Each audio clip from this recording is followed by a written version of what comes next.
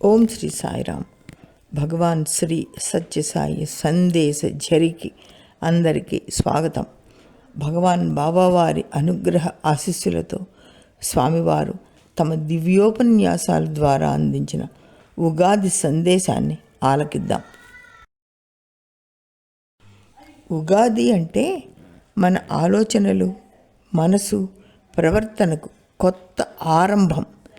జీవితంలో అన్ని అనుభవాలను సమానంగా స్వీకరించడం నేర్చుకోవాలి. ప్రతి క్షణము కొత్తే. ఉగాది రాగానే కొత్త సంవత్సరం వచ్చిందని సంబరపడతాం. ఇది కాలానికి మాత్రమే కాదు, మన జీవితానికి కూడా కొత్త ఆరంభం.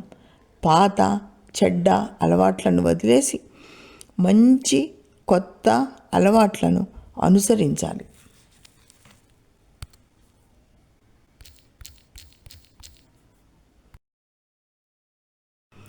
ఉగాది రోజున తినే ఉగాది పచ్చడి అంతరార్థం. ఈ పచ్చడిలో 6 రుచులు ఉంటాయి.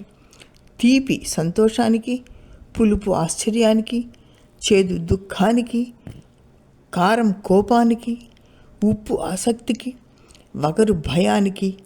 భావనలు అన్నీ అందరి జీవితాల్లోనూ అనుభవానికి వస్తాయి. అయితే సుఖానికి పొంగక, కష్టానికి కుంగక సమభావంతో అన్నీ స్వీకరించాలని ఉగాది పచ్చడి ఆంతర్యం.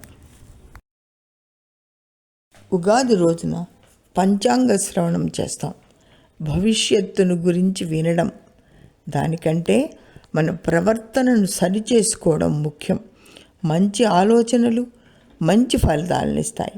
మంచి పనులు మంచిని కలిగిస్తాయి. పంచాంగం అనగా 5 భాగాలు కలిగిన కాలమానం. తిథి చంద్రుని దశ, వారము వారాల్లో ఒక రోజు, నక్షత్రం ఆ రోజున ఉన్న నక్షత్రం, యోగం గ్రహాల ప్రత్యేక స్థితి, కరణం తిథి యొక్క అర్ధభాగం. కొత్త సంవత్సరంలో జరిగే శుభాశుభాలను తెలుసుకొని రానున్న కాలం పట్ల అవగాహన పొందడమే పంచాంగ శ్రవణం. స్వామివారు అంటారు, హృదయ శుద్ధి ఉంటే ప్రతిరోజు ఉగాదే. పాత దుర్గుణాలు విడచిన రోజు అదే నిజమైన ఉగాది. ఉగాదిని కేవలం పండుగగా కాక మనసును మంచిగా మార్చుకోవడం కోసం ఒక ఆరంభంగా భావించాలి. మనసే నిజమైన పంచాంగం.